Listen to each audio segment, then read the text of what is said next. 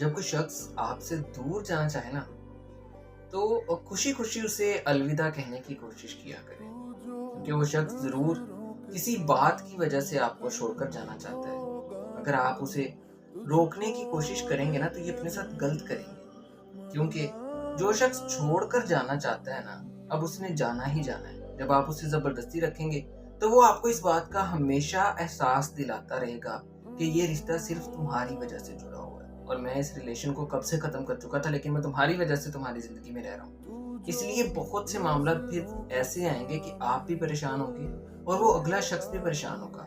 जब कोई छोड़कर जाना चाहे ना, तो वो किसी वजह से जा रहा होता है। उसने अपना दिल बना लिया होता है कि मैं ये वजह बनाकर इस इंसान को छोड़ना चाहता हूँ। तो मैं ये कहता हूँ कि आप भी खुशी-खुशी उस इंसान को अलविदा कह दिया करें।